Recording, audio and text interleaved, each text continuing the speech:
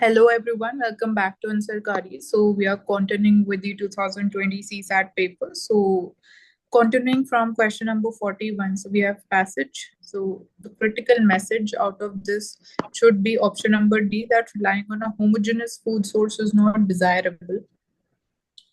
Option D.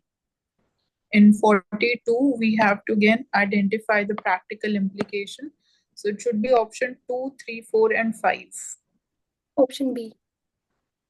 Okay. Then passage number 3. So again, the most rational inferences that can be drawn. So in this, I believe it should be option number C, 2 and 3 statements. Option C. Then passage number 4. So we have to identify the assumptions here. So all should be valid. Option D. Then we have passage number 5. So most logical inference out of this should be both the statements. Option C.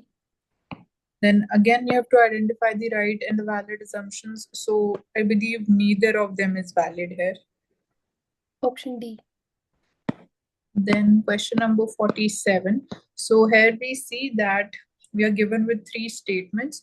So there's a shop owner offering the following discount options on an article to customers. So the sequence has been different in each of the statements if you just go through them. So you can assume any number. It can be 100 or 1000 because it is in percentage. So you just have to identify whether the end result, what are the changes, whether they are same or not, because according to the option, again, we have to be clear with the outcome. So all the options are equally good for the customer because in the end, the result is same. Option D. Then in 48, we are given with this a type of a code that the letters from A to Z, they're numbered from 1 to 26 in this pattern. So you can write this in this format. And GHI stands for 1578. Then similarly, DEF stands for 912. We have to get it for ABC. So again, we have to decipher what is the pattern here. So for GHI, if we see, the numbers would be 7, 8, 9. So we've written that down. We multiply each number with 2. It would be 14, 16, 18. And then we can write that in format of 14, then again 16, and likewise 18. Now you add them up. So it will be 1, 4 plus 1 will be 5, 6 plus 1, 7, 8 would be left. So this is, you can see, we are getting this number according to this pattern. So you can just remember that there is such types of patterns also. And for ABC, we'll again use the same pattern. So you can see ABC, 1, 2, 3 are the number. You multiply 2, you'll get 2, 4, 6. So just add them up again according to this pattern. So you'll be left with 2, 4, 6 only because they are single digit numbers. So it should be D. Okay. Then 49, again the pattern, you have to identify what would be this term at the rate here. Like we are given with this ACPQ, BESU. So you can just relate between these two, what is the pattern being followed here. So you can see ACPQ, right, BESU. So there's a difference, and the difference is increasing by one number every time. Between AB, there is one, then C, like here if you see, we move from A to B, then we move from C to E, then after this P to S. So the gap is of 2. So for M and GI, according to this pattern, you can identify that we should be NPJM should be the code. Option D. Then we have to identify the largest number amongst the given options here.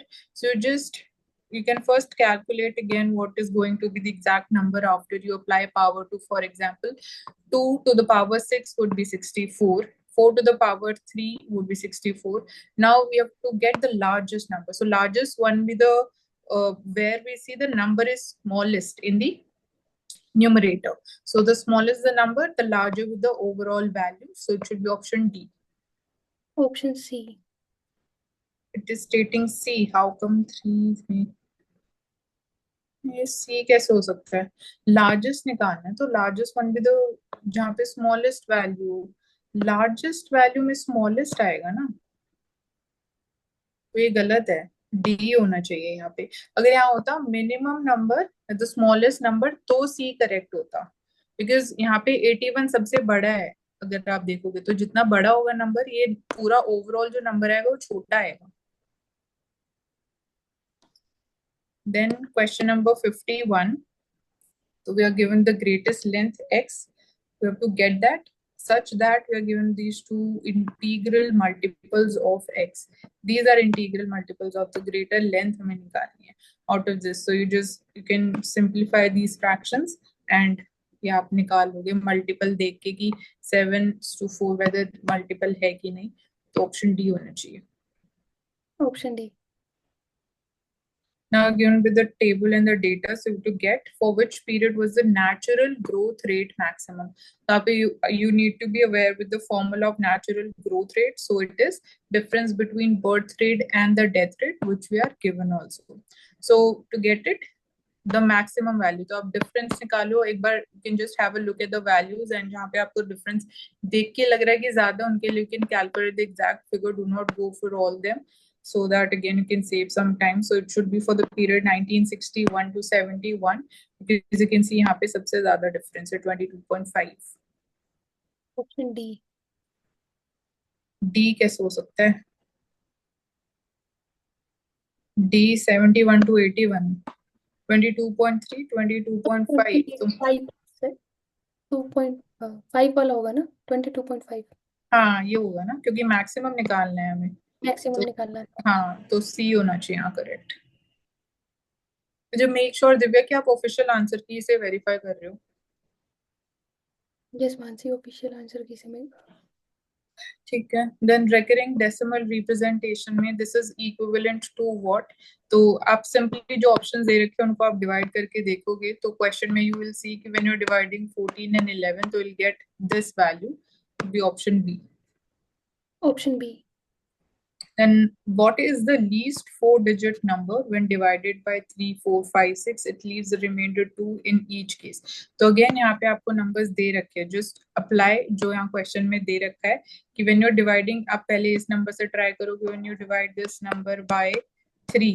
तो आपको देखना है कि हर एक case में हर number से जब आप डिवाइड कर रहे हो रिमाइंडर शुड बी 2. तो जब आप सेकंड ऑप्शन ट्राई करोगे यू विल गेट कि this turns out to be valid. Option B.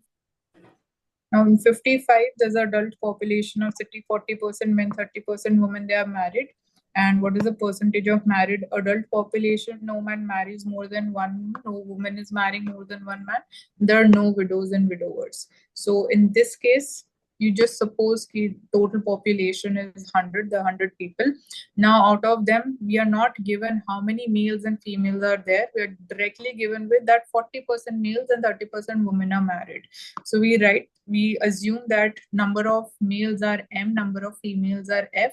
Out of M, we say 40% of them are married. And again, out of F, which is the number of females, 30% are married. So ये हो गया. Now, it is stated कि ज़्यादा नहीं है, like one man would be marrying one woman and the reverse is also true.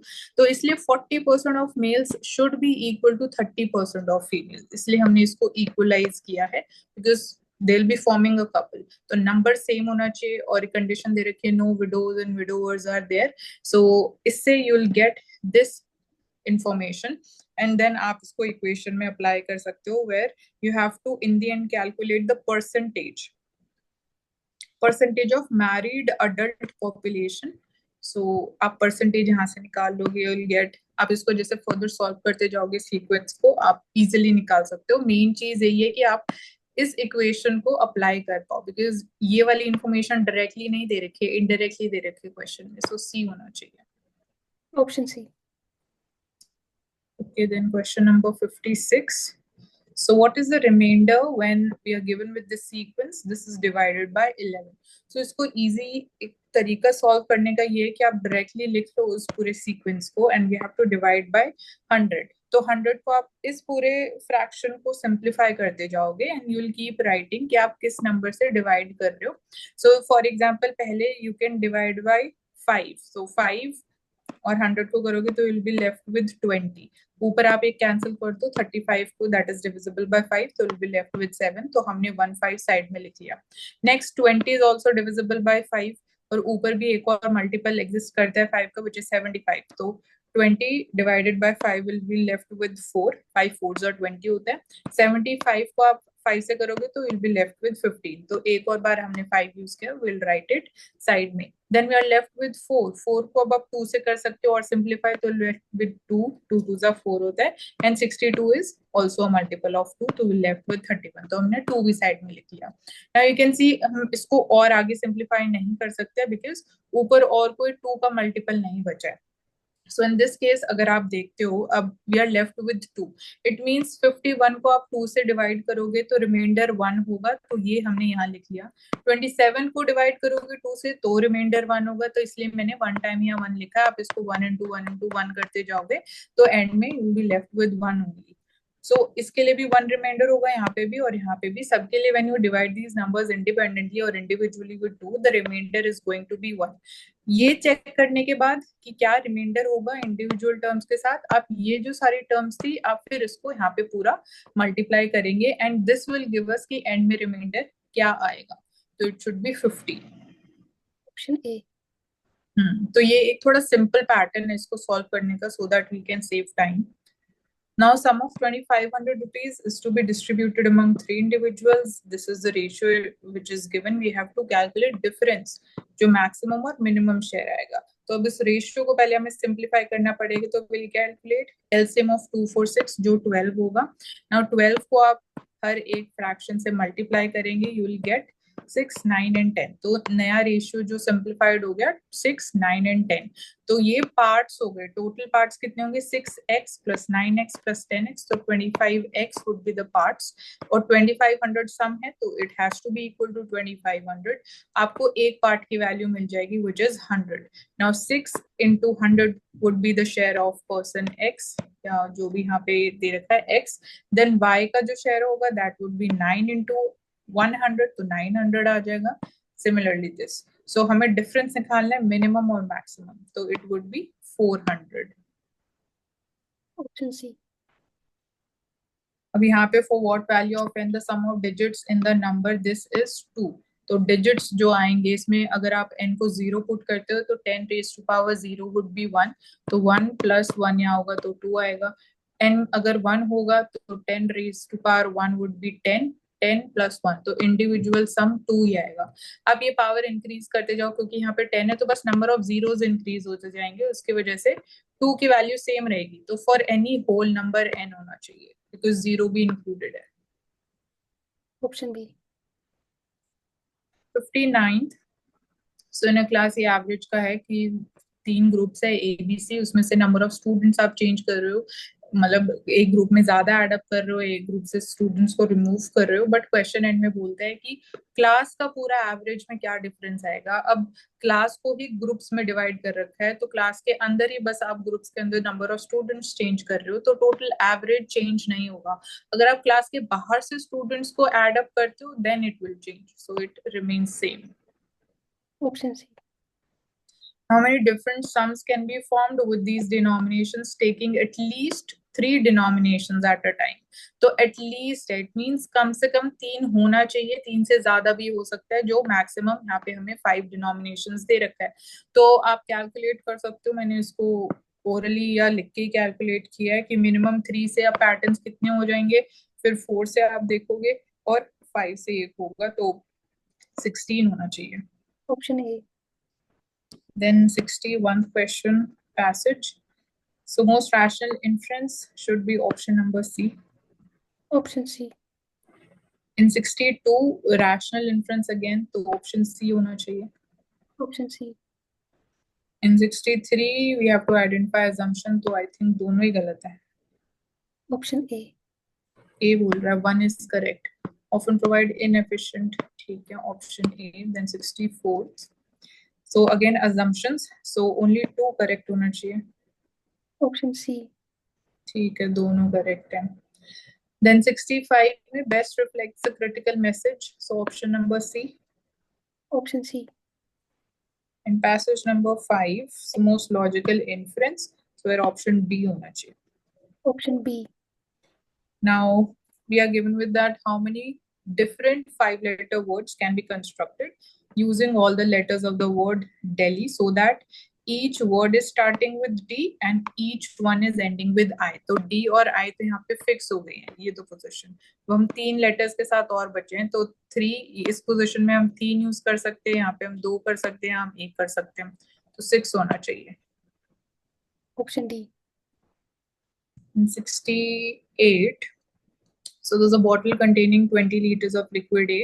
4 liters liquid A हम remove कर देते हैं और उसमें ऐड कर देते हैं 4 liters of quantity of liquid B.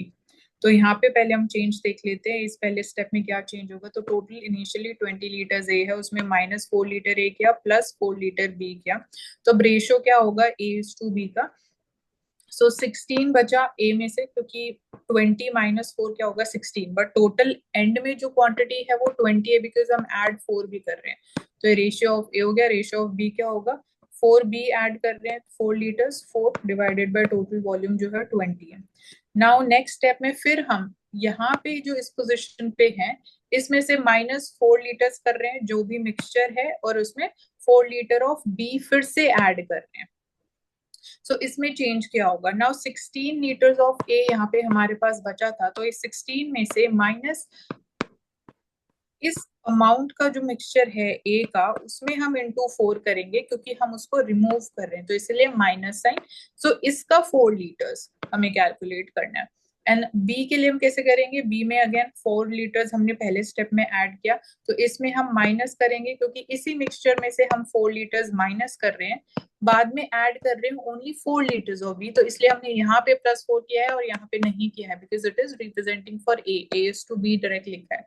उसके बाद बस इस स्टेप के बाद you can simplify it further, simplify करते जाओगे and will be left with 16:9। Option C. ठीक है, देन एवरेज का क्वेश्चन है, तो एवरेज स्कोर बैट्समैन का आफ्टर 50th इनिंग्स इतना है, ये हमने फॉर्मूला के फॉर्म में लिख लिया। आफ्टर 60th इनिंग उसका ऐड हो रहा है जो ओरिजिनल एवरेज थी 50th इनिंग के बाद, तो उसमें 46.4 में आप 2.6 ऐड करोगे 49।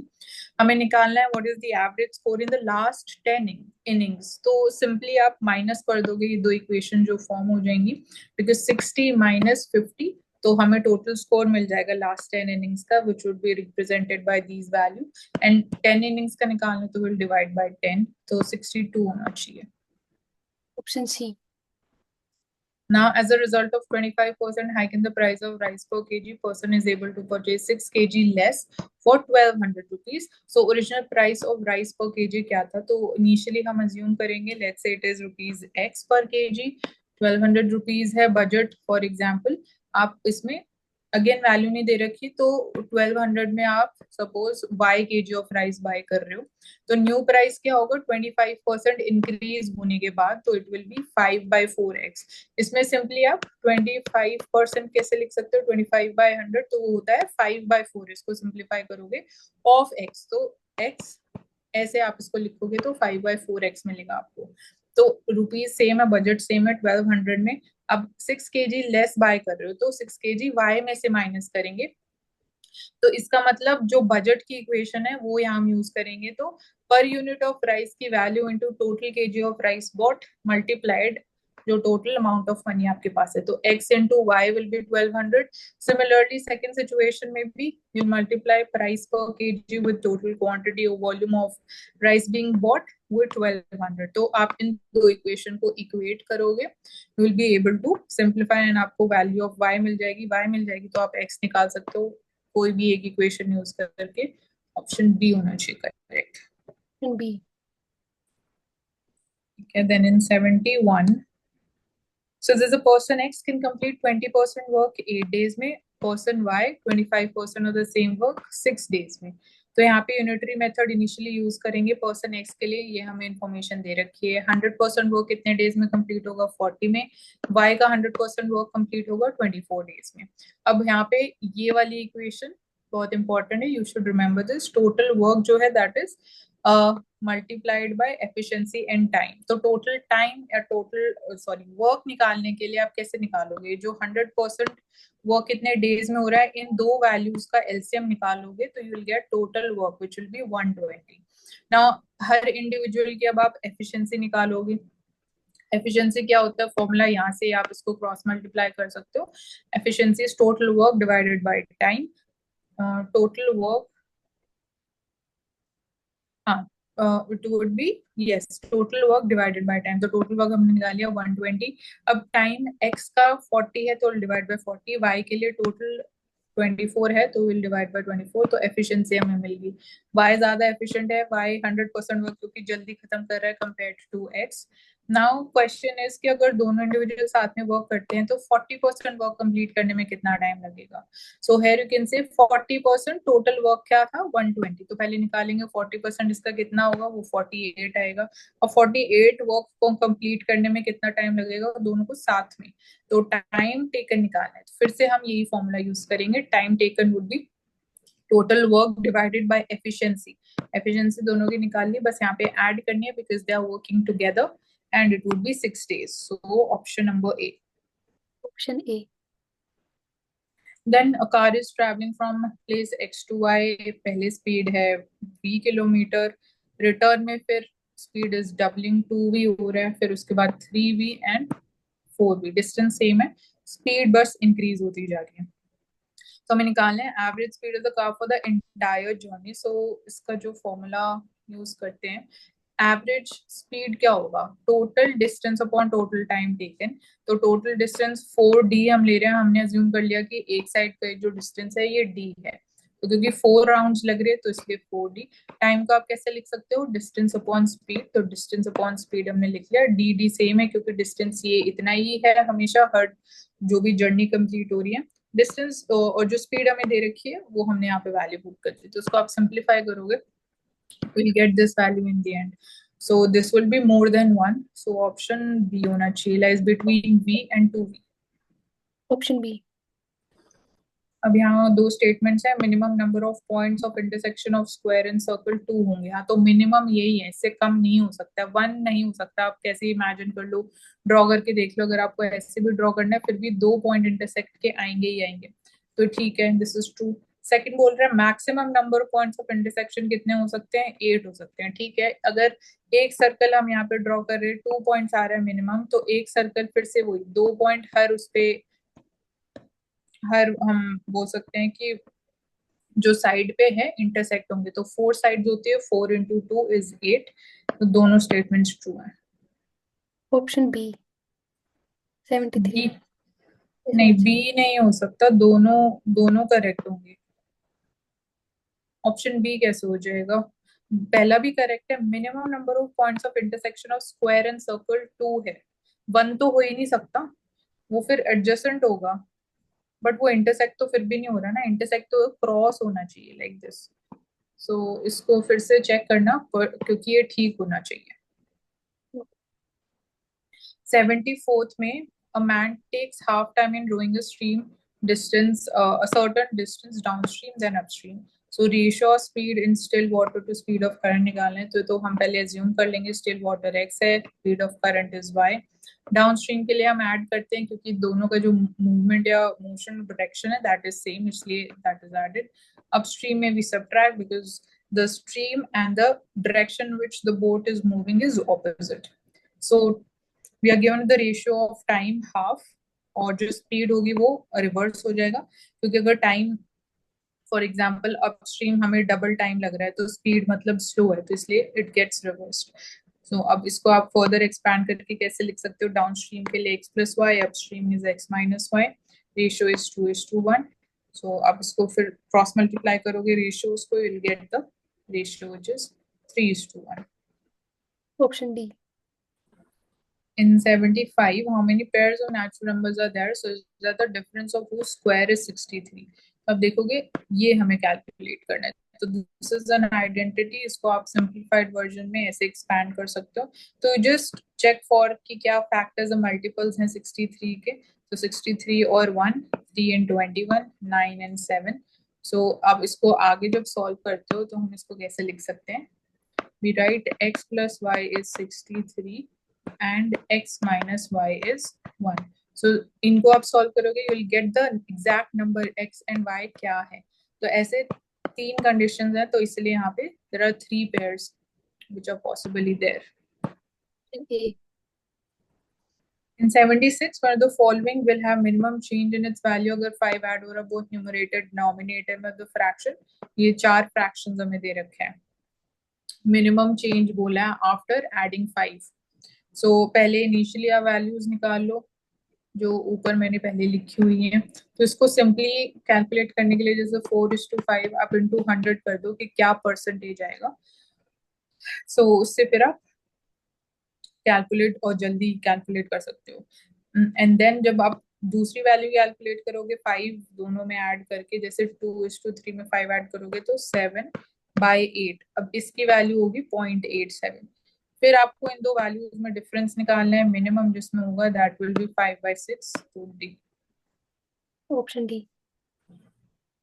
Then a digit greater than 3 divisible by 3 है बट नॉट डिविजिबल बाय 6। तो पहले आप अगर ट्राई करते 6 से तो बट वो डिविजिबल बाय 6 है तो दैट बिकम्स इनवैलिड। उसके बाद 9 आएगा पॉसिबली, तो 9 डिविजिबल बाय 3 है बट नॉट बाय 6। सो ये हमने n निकाल लिया। Which of the following is divisible by 4? तो इन ऑप्शंस में से कौन सा डिविजिबल बाय 4 है? आप n की वैल्यू पुट करेंगे तो इन चेक द डिविजिबिलिटी, तो d होना चाहिए। Option D. 1 liter of water weighs 1 kg. Then how many cubic millimeters of water will weigh 0.1 ग्राम? तो ये कन्वर्जन का है सिंपली। अगर आप यहाँ देखो 1 लीटर में 1000 ग्राम होते हैं और 1 केजी को अगर आप क्यूब निकाल रहे हो, क्यूबिक मिलीमीटर जो क्वेश्चन में दे रखा है, तो दैट इज 10⁻⁶। सो हमने ग्राम और मिलीमीटर निकाल लिया। अब इसमें पहले आप 1 ग्राम निकालोगे यूनिटरी मेथड से, you will gate 1000 cubic millimetres. हमें निकालना है फॉर 0.1 ग्राम। तो अगेन आप इसको मल्टीप्लाई कर दोगे तो will get 100। Should be option C.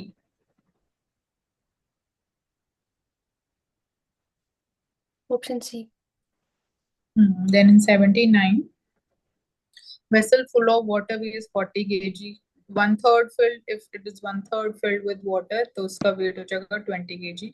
Weight of empty vessel निकालना है, तो इसको आप कैसे लिख सकते हैं? फुल वाटर तो 40 kg है, तो इसमें वेट क्या है? दोनों चीजों का है, वेसल का वेट भी है और वाटर का वेट भी है। तो V प्लस W हमने लिख लिया 40 kg। अब 1/3 वाटर हो जाता है तो वेट हो जाता है 20। इसमें भी वेट ऑफ वेसल इंक्लूडेड है। तो आप क्या कर सकते हो, इन दोनों इक्वेशन को आप सब्ट्रैक्ट कर दो, यू विल गेट V तो कैंसिल हो जाएगा, तो W बचेगा। तो W का what is one this signifying कि टोटल 100% अगर वाटर फिल्ड है तो वेट कितना आ रहा है? 30 केजीज आ रहा है। तो इसका मतलब इनिशियली जब 100% वाटर था तो 40 केजी था, और सिर्फ वाटर का वेट 30 केजी है, तो इट मींस 10 केजी हो गया वेसल का weight. Option A. Option A is the right answer Divya. Yes Mansi, option A. ठीक है। Now frog tries to come out of a dried well 4.5 meter deep, और यहाँ पे सेंटीमीटर में दे रखा है, तो you need to be again attentively reading also कि question में क्या units दे रखे हैं so that we can convert them. So every time frog is jumping 30 centimeters, slides down back by 15 centimeter. तो effectively it is jumping 15 centimeter. You convert 4.5 meter into centimeter, आप centimetre को metre में भी कर सकते हो। So total जो distance climb करना है that is 450 centimeter. Effectively the frog is jumping 15 centimeter. So to get the number of jumps required by the frog. So यहाँ पे आप 450 divided by 15 कर लोगे so as to get एक थोड़ा सा क्लोज आइडिया कि कितने जम्प्स हैं, तो 30 जम्प्स आ रहे हैं अगर आप डिवाइड कर रहे हो 450 by 15। बट यहाँ पे इफ यू सी कि जब 28 जंप कंप्लीट होती है, 28 जंप का कितना डिस्टेंस कवर हो रहा है? 28 इंटू 15 मल्टीप्लाई करोगे विल गेट 420। ना 420, अब जो 29th जंप होगी डायरेक्टली आप 30 सेंटीमीटर तो ऊपर जंप करोगे but you will not slide down, क्योंकि 30 सेंटीमीटर क्लाइम करते आप 450 सेंटीमीटर कंप्लीट कर रहे हो, तो इसलिए 29 jumps would be there not 30 jumps. Option B. ठीक है।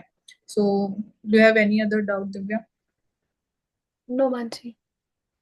Okay, so thank you so much everyone for joining us on Ansarkari, and stay tuned for further questions. So next we'll be taking up 2021 question paper of CSAT. So you can solve and we can then discuss the answers.